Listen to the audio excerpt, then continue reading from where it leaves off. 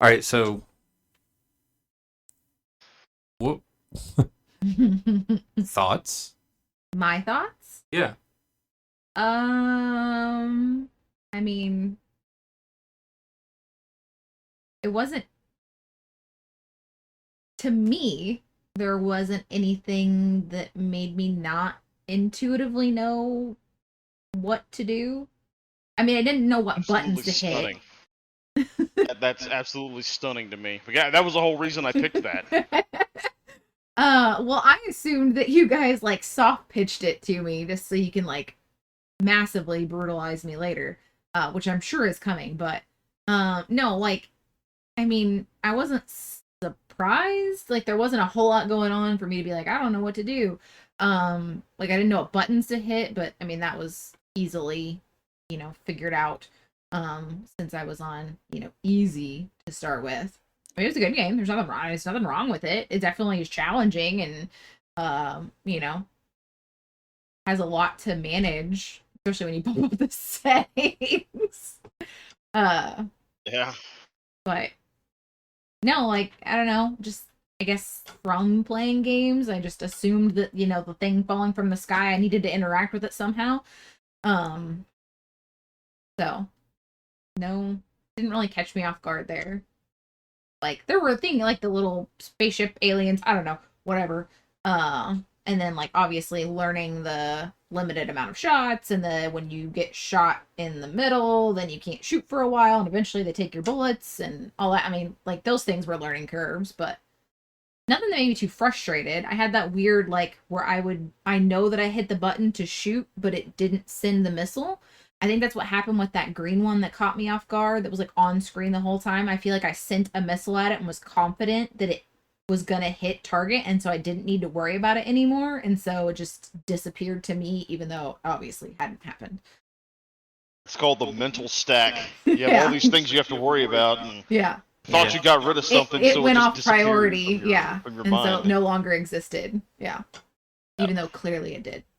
I killed a whole city. Old mental stack. So I'm impressed that you picked up an Xbox controller with paddles.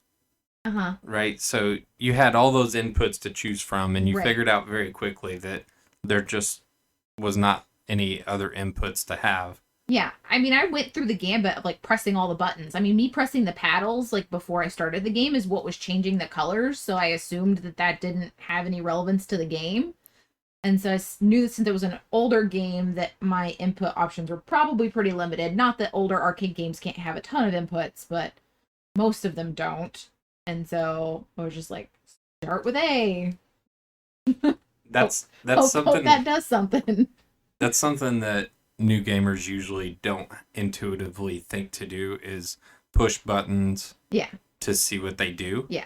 A lot of times new gamers will think if they push the button they'll break it. They'll mess it up. Yeah. Yeah. Yeah. Like I remember handing my mom a controller and tell her, okay, A is the jump button. So therefore B never existed. Like you never touch B. Yeah. Because A is the jump button and it's Mario, so all he needs to do is jump. Yeah. I think though, like, since I do play games, like the first thing I do with any game I play is I literally press all the buttons. What are my options? How do I play? Yeah, because I mean most games now will take you through like the tutorial, right? Like press B to crouch and press A to jump and press X to fire and whatever. Like it'll usually run you through that, but I find those tedious now, and I don't necessarily want to spend my time slowly going through a little bitty part of the game for it to tell me how to play the game. Like I would rather just like press all the buttons and figure it out. And then if something else pops up that surprises me later on, well then I should have paid attention to the tutorial or I'll figure it out. So if you saw this, oh, go ahead. No, I was just gonna say, my whole thing was, I think about that game and how minimalistic it is and how it just has dots and beeps to represent stuff. Yeah. And I always figured somebody that, had no game experience or didn't know what the game was even about, thinking, is this like is this like a 1975 NORAD system or something? Like some soldier in a a bunker somewhere deep underground, looking at something, and this is how it actually works. Just the most simplistic thing possible. Or you really have to use your imagination to figure out what's going on, because you only have representations. You have basically no graphics. Yeah.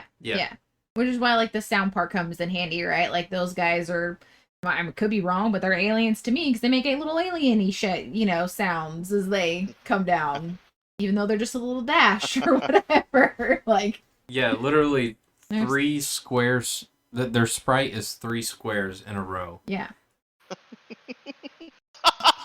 But it's clearly a spaceship that I need to defend myself from. Like,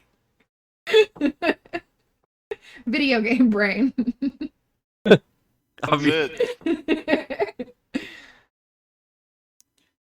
That was good. That was good. I'm glad we did that one first, because that's kind of a benchmark of where we could go in the future with that. Because I mean, that one was going to be obscure, but now I know we know we're dealing with somebody that's going to that knows what a video game is. That isn't gonna.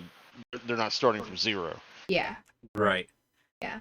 I think game, like, what to do in a game, I think would be difficult to stump me on. I mean, you guys could probably show me up, but like what are you supposed to do, or what is the function of the game or whatever, I think that would be something that I won't struggle with. I'll struggle with timing, I'll struggle with platforming, I'll struggle with like maybe mechanics that I'm not used to, things like that. But like, I'm pretty sure we're gonna hit a point where you're gonna be reevaluating that, because so there was no instruction with this game, literally, and there was no. I'd never seen it. Like you said, how do I win? Yeah. Right. But there was nothing else to do. But when we get to the NES, there's going to be games where there is no instruction. They don't tell you what to do or how to win. But there's going to be a lot more options than just one button and one movable thing. Yeah. So I think you'll find that the lack of instruction, because coming from N64, by N64 they had figured out you got to tell the player how to do the things. Mm-hmm.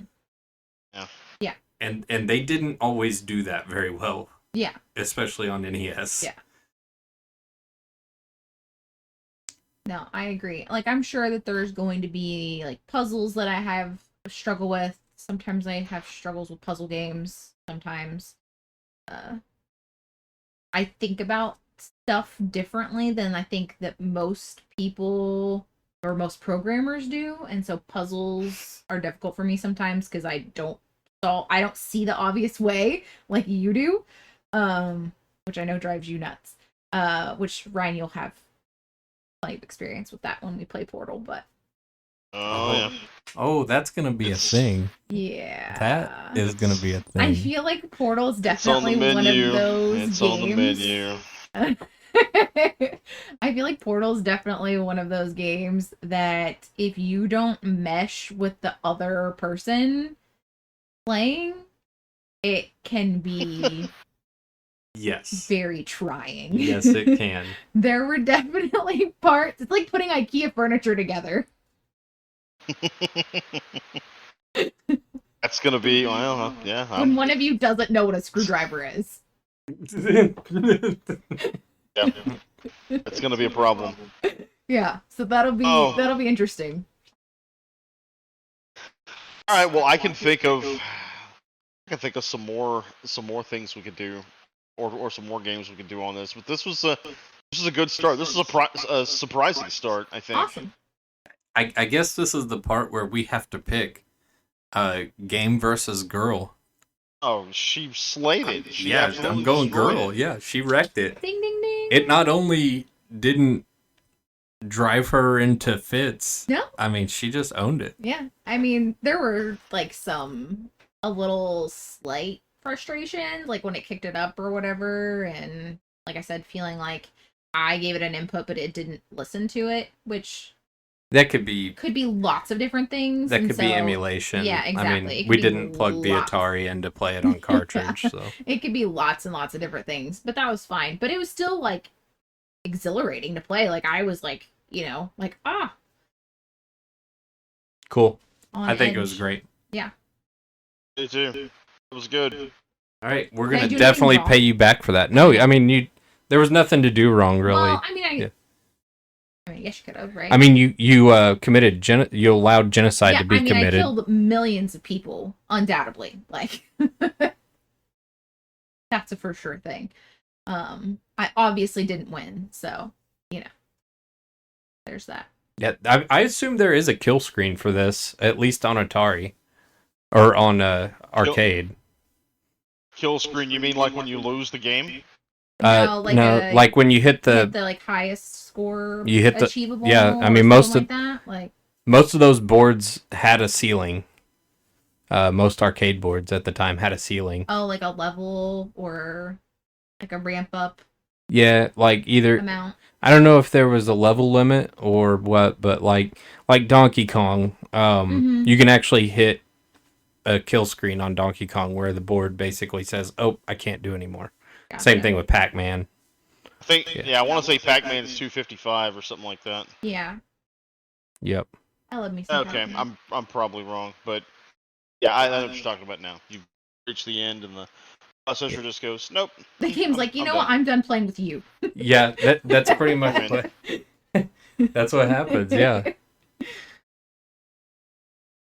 Okay, well, I can't wait to see what you guys come up with me next. Come up with you next? Come up for me next. Oh. Gosh, I give up. I can't do no talking.